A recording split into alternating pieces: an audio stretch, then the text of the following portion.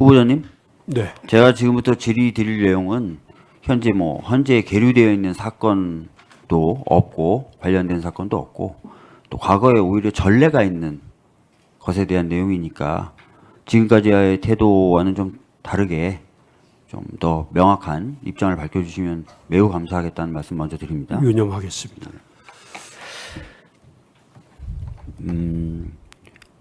지금 내란 관련된 특검법이 발의되어 통과되었고 정부에 이송되어 있고요.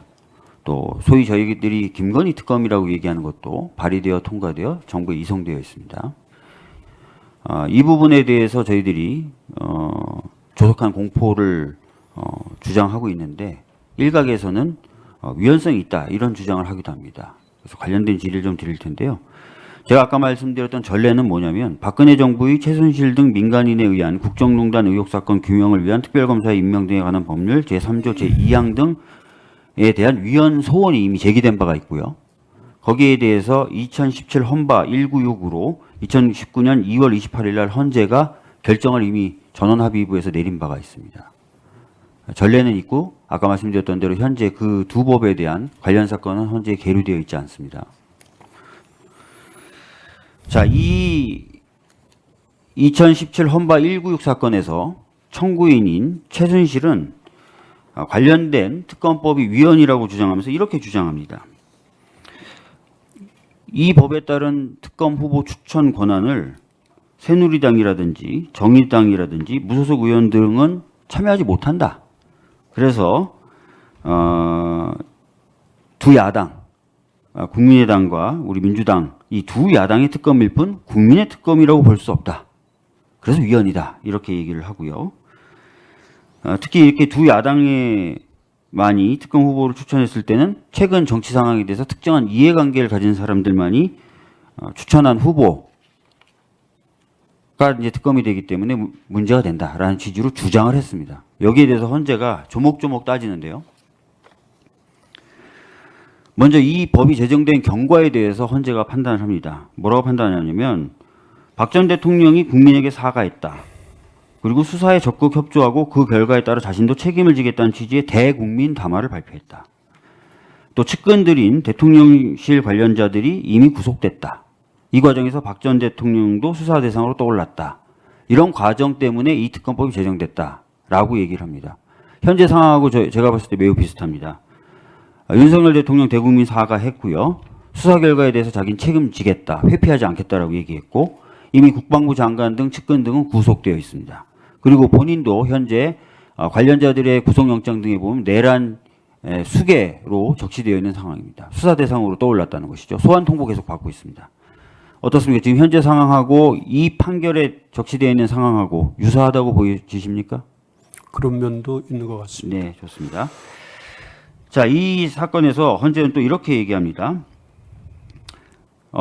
이게 의회주의를 위반한 거 아니다. 라고 얘기하면서 뭐라고 얘기하냐면 헌법과 법률이 정한 절차에 따라서 다수결 원리에 의해 입법된 것이기 때문에 의회주의에 반한다고 볼 수 없다라고 되어 있습니다.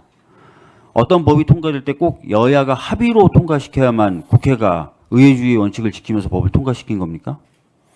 그렇지는 않은 걸로 알고 그렇죠. 있습니다. 국회법에 따른 절차를 준수하고 다수결의 원칙이라고 하는 국회법의 원칙에 위배되지 않게 통과되면 국회가 통과시킨 법으로서 규범력과 강제력을 가지게 되는 것이죠. 그렇게 이해하고 있습니다. 네. 다음 한번 보도록 하겠습니다.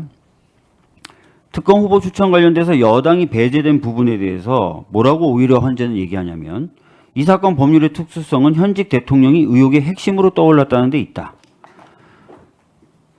자, 대통령과 국회 내 여당 의원이 동일한 정당에 소속됨으로써 정치적 이해관계를 공유하고 있는 정당 정치의 현실을 고려할 때 여당이 특별검사 후보자 추천권을 행사에 참여하는 경우에 추천권자와 이해관계를 같이 할 대상을 수사하고 기소하는 결과가 될 수 있어 오히려 이해상충한다는 취지로 해석을 하고 있습니다. 자, 이런 이해 충돌 상황이 야기되면 특별검사제도 도입 목적을 저해할 우려가 있다는 판단하에 여당은 추천권을 행사하지 않도록 입법자가 정한 것을 두고 심판 대상 조항이 합리성과 정당성을 상실하였다고 보기는 어렵다라고 판단하였습니다. 자, 헌법 원칙에 대해서 묻겠습니다. 이해상충의 의미를 피하기 위해서 저희가 특검을 도입하자라고 주장을 하고 그런 법을 만들 경우에 이 판례에 비춰봤을 때 대통령이나 또는 특히 여당이 추천권을 가지지 못하는 경우 합리성을 잃었다, 위헌이다라고 볼 수 있습니까? 헌재 결정의 취지에 동의하고 있습니다. 동의하시죠? 네. 자, 아울러서 이 헌재 결정은 이 법에 의해서 임명되는 특별검사가 정치적 중립성을 지키기 위한 충분한 안전장치를 가지고 있다고 자세하게 설치하고 있습니다. 내용을 쭉 보시면 특별검사가 에게 특정한 사유가 있을 경우에 결격이 되도록 하고 있고, 그 다음에 수사 내용에 대해서 공표나 누설 금지 의무를 부과하고 있습니다. 그리고 특별검사가 직무를 벗어난 수사 등을 하는 경우에 수사 대상이 이의 신청을 할 수 있도록 되어 있는 등 여러 가지 또한 안전장치가 덧붙여져 있다라고 추가적으로 설명합니다. 그러면서 아무 문제가 없는 법이다라고 최종 결론을 내립니다. 넘겨주시죠. 지금 제가 거론한 내란 특검, 김건희 특검의 경우에도 당시 헌재가 얘기했던 안전장치를 다 가지고 있습니다.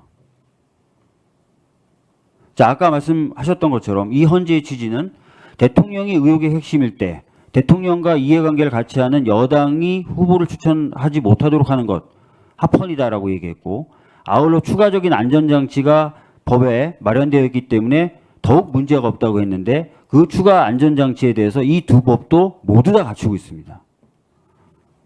그렇다면 지금 일각에서 제기하고 있는 내란 특검이라든지 김건희 특검의 위헌성, 이 판례에 비춰보면 타당하지 않은 것 아닙니까?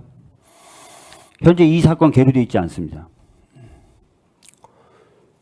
헌법재판소가 제시한 기준 것들에 대해서 전적으로 동의를 하고 있습니다.